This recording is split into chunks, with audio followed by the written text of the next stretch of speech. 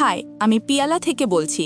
আজ আমি দ্বিতীয় বিশ্বযুদ্ধের সবচেয়ে কম বয়সী যোদ্ধার বাস্তব জীবনের গল্পের ওপর ভিত্তি করে তৈরি সোলজার বয় নামের একটি সিনেমা নিয়ে আলোচনা করব। সামনে স্পয়লার আছে, সতর্ক থাকবেন। সিনেমাটা শুরু হয় রাশিয়ায়, যেখানে তিনজনের একটি পরিবার নদীর ধারে বসে নিজেদের মতো সুন্দর সময় কাটাচ্ছিল। পরিবারের সবচেয়ে ছোট ছেলে সের্গেই আলিয়োশকভ তার বড় ভাই আর মাকে গাছের মুগডালে ওঠার গল্প শোনাচ্ছিল। এমন সময় হঠাৎ মাথার ওপর দিয়ে জার্মান ফাইটার জেট উড়ে যায়। মা তার বাচ্চাদের তাড়াতাড়ি ঝোপের আড়ালে লুকোতে বলেন, কিন্তু 6 বছরের ছেলেটি বলে যে সে ভয় পায় না এবং গুলতি দিয়ে জেটটিতে আঘাত করে। সবাইকে অবাক করে দিয়ে সে সত্যি সত্যি জেটে আঘাত করে এবং সেগুলো বিস্ফোরিত হয়। কিন্তু সে যখন চারপাশে তাকায় দেখে তার পরিবার সেখানে নেই। ভয়ে সের্গেয়ের ঘুম ভেঙে যায় এবং সে তার মাকে ডাকতে থাকে। ঠিক তখনই কেউ তার দরজায় কড়া নাড়ে। মা ভেবে সে দৌড়ে দরজার কাছে যায়, কিন্তু আতঙ্কে অস্থির হয়ে এক প্রতিবেশী নারী ঘরে ঢোকেন। সের্গেই বেঁচে আছে দেখে তিনি ঈশ্বরকে ধন্যবাদ জানান এবং তাকে জানান যে তার মা ও ভাই মারা গেছে। ছোট্ট ছেলেটি তার কথার কিছুই বুঝতে পারে না এবং মায়ের জন্য অপেক্ষা করতে সে বাড়িতেই থেকে যেতে চায়। মহিলাটি তাকে জানান যে জার্মানরা আক্রমণ করেছে এবং তার এখনই পালিয়ে যাওয়া উচিত। ঠিক তখনই কিছু সৈন্য তাদের বাড়ির দিকে এগিয়ে আসে। মহিলাটি সের্গেইকে জানালা দিয়ে পালাতে সাহায্য করেন, কিন্তু তার সাথে যোগ দেওয়ার আগেই তিনি গুলিবিদ্ধ হয়ে মারা যান। 6 বছরের ছোট্ট ছেলেটি এখন একেবারেই একা, তার কোনো পরিবার বা বন্ধু নেই। বাড়ি থেকে পালানোর সময় সের্গেই পেছনে তাকিয়ে দেখে তার পুরো এলাকা আগুনে পুড়ছে। সে বৃথায় তার মাকে ডাকে আর সেখান থেকে ছুটে পালায়। কিছুক্ষণ দৌড়ানোর পর সে ঘন জঙ্গলের মাঝখানে এসে পৌঁছায়।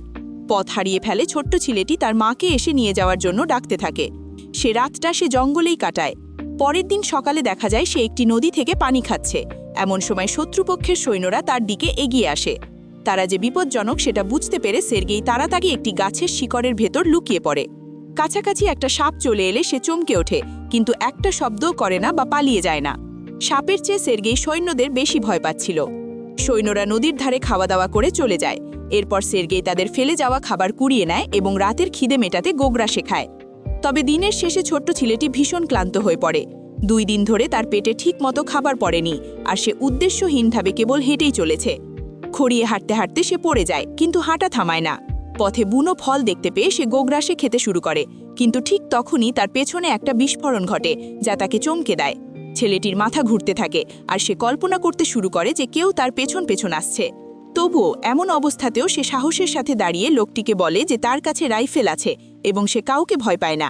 সে খুঁড়িয়ে খুঁড়িয়ে এগোতে থাকে, কিন্তু কিছুক্ষণ পরেই জ্ঞান হারিয়ে পড়ে যায়। সে যখন অচেতন অবস্থায় পড়েছিল তখন 2 জন সৈন্য তার কাছে আসে। এরপর দৃশ্যটি রাশিয়ান সেনাঘাঁটিতে চলে যায়, যেখানে কমান্ডার কুজনেতসভ তার টহলদার সৈন্যদের জন্য অপেক্ষা করছেন। তারা আহত ও দুর্বল ছোট্ট ছেলেটিকে নিয়ে ভিতরে ঢোকে।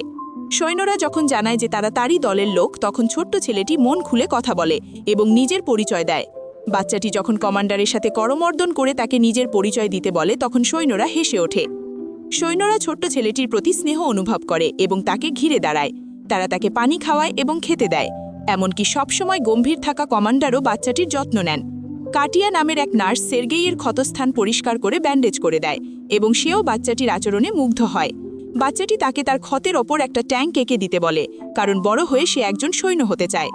এমনকি আহত সৈন্যরাও বাচ্চাটির সাথে কথা বলে এবং তাদের কষ্ট কিছুটা লাঘব হয়। সের্গেই কমান্ডারের বন্দুক আর তার ব্যাজ দেখে মুগ্ধ হয়ে যায়। কমান্ডারও ছোট্ট ছেলেটির সব প্রশ্নের উত্তর দেন এবং গুলি বের করে নেওয়ার পর তার সম্মানসূচক পিস্তলটি দিয়ে তাকে খেলতে দেন। সের্গেই তাকে পেটে আঁকা ট্যাঙ্কটি দেখায় এবং নিজে একজন সৈন্য বলে গর্ব করে। ছেলেটি খুব দ্রুত সেরে উঠছে। নার্স কাটিয়া কমান্ডারকে অনুরোধ করে ছেলেটিকে ব্যাটালিয়নের সাথে রেখে দিতে, কিন্তু তিনি রাজি হন না। তার মতে এটি নিরাপদ হবে না। তিনি সের্গেইকে এতিমখানায় পাঠাতে চান। সৈন্যরা তাদের সব অবসর সময় সের্গেইয়ের সাথে কাটায়। সারা দিন ধরে অনেকেই তাকে দেখতে আসে। দূর থেকে পরিবারের পাঠানো খাবার তারা তাকে এনে দেয়, এমনকি তাদের দূরবীন দিয়েও খেলতে দেয়। একদিন এক সৈন্য কমান্ডারের কাছে গিয়ে ছেলেটিকে ব্যাটালিয়নের সাথে রাখার অনুরোধ করে। বাচ্চাটির সাথে সৈন্যদের একটা নিবিড় সম্পর্ক গড়ে উঠেছে এবং তারা তাকে নিজেদেরই একজন বলে মনে করে। তার উপস্থিতি তাদের বুক থেকে যুদ্ধের ভার কিছুটা কমিয়ে দেয়। তবে ছেলেটির নিরাপত্তার কথা ভেবে কমান্ডার তাকে এতিমখানায় পাঠানোর সিদ্ধান্তে অটল থাকেন। পরের দিন শত্রুরা আক্রমণ করে এবং অনেক সৈন্য আহত হয়। সের্গেইকে এতিমখানায় নিয়ে যাওয়ার জন্য একটি গাড়ি আসে। কমান্ডার ছেলেটিকে এই খবর দেন এবং উপহার হিসেবে তাকে কাঠের তৈরি একটি সম্মানসূচক পিস্তল দেন। ছেলেটি তখন তাকে জড়িয়ে ধরে বলে যে সে কমান্ডারের নিরাপত্তার জন্য চিন্তিত। তার এই আলিঙ্গনে কমান্ডারের মন গলে যায় এবং তিনি তার সিদ্ধান্ত বদল করেন। তিনি সের্গেইকে তার নিজের ছেলের মতো সৈন্যদের সাথে থেকে যেতে বলেন। সেই রাতে সৈন্যরা ছোট্ট ছেলেটির জন্য ছোট মাপের সেনা পোশাক খুঁজতে থাকে। সের্গেই তাদের সাথে থেকে যাবে জেনে তারা আনন্দে আত্মহারা হয়ে যায়। কমান্ডার সের্গেইকে ঘুম থেকে ডাকে তুলে তাকে পোশাকগুলো দেন। সেগুলো পরে সে এদিক ওদিক ছুটে বেড়ায় আর তাকে একদম সত্যিকারের একজন সৈন্যের মতোই দেখায়। অন্যরাও তাকে তাদের ছোট্ট সোলজার বয় বলে ডাকতে শুরু করে। বাচ্চাটি যখন ছুটে বেড়াচ্ছে ঠিক তখনই জার্মানরা ব্যাটালিয়নের ওপর বিমান হামলা করে। সৈন্যরা দ্রুত সের্গেইকে নিরাপদ স্থানে নিয়ে যায় এবং শত্রুদের সাথে লড়াই শুরু করে। আহত সৈন্যদের সংখ্যা দ্রুত বাড়তে থাকে। সের্গেই কোনো একটা কাজে লাগতে চায়, তাই সে তৃষ্ণার্ত সৈন্যদের জন্য পানি নিয়ে আসে। তাদের মধ্যে একজন তাকে তার পরিবারের পাঠানো একটি চিঠি পড়ে শোনাতে বলে, কারণ তার চোখে ব্যান্ডেজ বাঁধা ছিল। ছোট্ট ছেলেটি সাহায্য করতে চায়, কিন্তু সে পড়তে জানে না। সে চিঠিটা হাতে নিয়ে তাতে কি লেখা আছে তা নিজের মতো বানিয়ে বলতে থাকে আর জানায় যে ওই সৈন্যের বাড়ির গরুটা ভালো আছে। সৈন্যটি যখন বলে যে তার কোনো গরু নেই, তখন অন্যরা তাকে গল্পের সাথে তাল মেলাতে বলে আর হেসে ওঠে। সে একইভাবে অন্য সবার চিঠিও পড়ে শোনায় এবং তাদের মন ভালো করে দেয়। এরপরের দৃশ্যে আমরা কাটিয়া এবং কমান্ডারকে কথা বলতে দেখি। তাদের দুজনকেই একে অপরের প্রতি আকৃষ্ট বলে মনে হয়, কিন্তু তারা তাদের অনুভূতি প্রকাশ করে না। পরে সের্গেই কমান্ডারকে বলে যে সে ব্যাটালিয়নের আর্দালির পদে আছে এবং সেভাবেই নিজের পরিচয় দিতে শুরু করে। কিন্তু এরপর ছেলেটি দেখে যে হামলার কারণে একজন সৈন্যের বাটি ধ্বংস হয়ে গেছে। কমান্ডার তাকে শেখান যে কিভাবে টুপি খুলে মৃত সৈন্যের প্রতি সম্মান জানাতে হয়। পরের দিন সে তাকে একটা মিশন দেওয়ার জন্য কমান্ডারের কাছে জেদ ধরে এবং সৈন্যদের মধ্যে চিঠি বিতরণ করার দায়িত্ব পায়। সে তার কাজ খুব সুন্দরভাবে শেষ করে এবং এমনকি সৈন্যদেরও দিয়ে নাচায়। পরের দিন সের্গেই তার দূরবীন নিয়ে ঘাঁটি থেকে একটু দূরে যায়। দূরবীন দিয়ে খেলার সময় খড়ের গাধার ভেতর থেকে কারোর পা নড়তে দেখে সে দৌড়ে ব্যাটালিয়নে ফিরে আসে এবং সৈন্যদের সব খুলে বলে। সৈন্যদের সন্দেহ হয়, তবুও তারা ছেলেটির সাথে যায়। খড়ের গাধার কাছে পৌঁছালে ভেতরে লুকিয়ে থাকা দুজন জার্মান গুপ্তচরকে দেখে তারা সতর্ক হয়ে যায়। গুপ্তচরদের গ্রেপ্তার করা হয় এবং বুদ্ধিমত্তার জন্য বাচ্চাটির প্রশংসা করা হয়। সেই রাতে কমান্ডার সের্গেইকে তাকে দত্তক নেওয়ার আইনি কাগজপত্র দেখান। তিনি এখন আনুষ্ঠানিকভাবে বাচ্চাটির বাবা। সের্গেই কাটিয়ার প্রতি কমান্ডারের অনুভূতির কথা জানত, তাই তার দয়ার প্রতিদান দিতে সে তাকে মনের কথা খুলে বলার জন্য কাটিয়ার কাছে নিয়ে যায়। কিন্তু তারা দুজনেই তাকে অন্য এক লোকের সাথে কথা বলতে দেখে এবং ভুল করে ভেবে নেয় যে সে অন্য কারোর প্রতি আকর্ষিত। ঘাঁটিটি জার্মানদের দ্বারা আবার আক্রান্ত হয়। এবার সের্গেই তার সর্বশক্তি দিয়ে সৈন্যদের সাহায্য করে। সামনের সারির সৈন্যদের কাছে গোলাবারুদ পৌঁছে দেয়, কিন্তু বাইরের পরিস্থিতি খুব বিপজ্জনক হওয়ায় সেখানকার সৈন্যরা তাকে নিরাপদ আশ্রয় ফিরে যেতে বলে। শেডে ফিরে এসে সে দেখে যে কমান্ডার এবং অন্যরা আতঙ্কে আছে, কারণ কার্নেলের সাথে টেলিফোন যোগাযোগ বিচ্ছিন্ন হয়ে গেছে। ছেঁড়া তার ঠিক করার জন্য একজন সৈন্যকে পাঠানো হয়। সের্গেই ওই সৈন্যটির পেছন নেয় এবং দেখে যে সে মারাত্মকভাবে আহত। সে মুমূর্ষু সৈন্যকে জিজ্ঞেস করে কিভাবে তারটা ঠিক করতে হবে এবং কাজটা সে নিজেই করে ফেলে। যোগাযোগ আবার ফিরে আসে এবং আরও সেনা ডাকা হয়।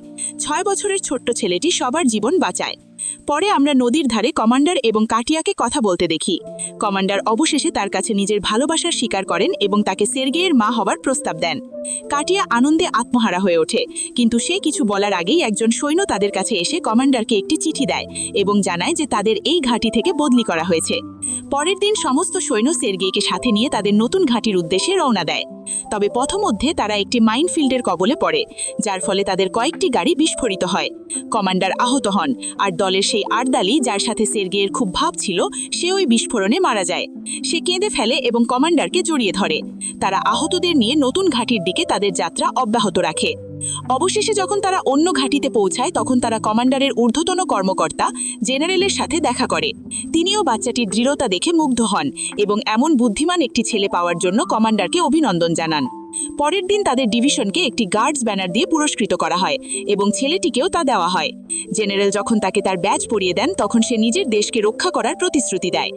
একদিন রাতে তাদের ঘাঁটিতে নির্মমভাবে আক্রমণ হয় এবং কমান্ডার ধ্বংসস্তূপের নিচে আটকা পড়েন। সের্গেই তার বাবার জন্য কাঁদে এবং তাকে বাঁচানোর চেষ্টা করে। সে অন্য সৈন্যদের ডাকে, যারা অবশেষে কমান্ডারকে বের করে আনে। পরের দিন সের্গেই আহত কমান্ডারের কাছে যায়। কমান্ডারকে বাঁচাতে গিয়ে তার নিজের হাতও জখম হয়েছিল। বাচ্চাটি এখন দলের অবিচ্ছেদ্য অংশ। তাছাড়া তার আর কোনো পরিবার নেই এবং যুদ্ধের ময়দানে তারা যেখানেই যায় সেও তাদের সঙ্গে ঘোরে। রেজিমেন্টকে অন্য একটি ঘাঁটিতে চলে যেতে দেখার মধ্য দিয়ে সিনেমাটা সমাপ্ত হয়। ব্যাকগ্রাউন্ডের একজন কণ্ঠ বলে যে সে এমনকি স্টালিনগ্রাডের যুদ্ধেও অংশগ্রহণ করেছিল এবং সৈন্যদের সাথে পোল্যান্ড পর্যন্ত পৌঁছেছিল। তাকে এখন পর্যন্ত বিশ্বের সবচেয়ে কম বয়সী সৈন্য হিসেবে বিবেচনা করা হয় এবং তার সাহসিকতার এই কিংবদন্তি গল্প এখন সারা বিশ্বের মানুষের মুখে মুখে। এরকম আরও ভিডিও পেতে সাবস্ক্রাইব করুন। করুন, নোটিফিকেশন চালু করুন আর চ্যানেলটিকে সাহায্য করতে একটি লাইক দিন। দেখার জন্য ধন্যবাদ।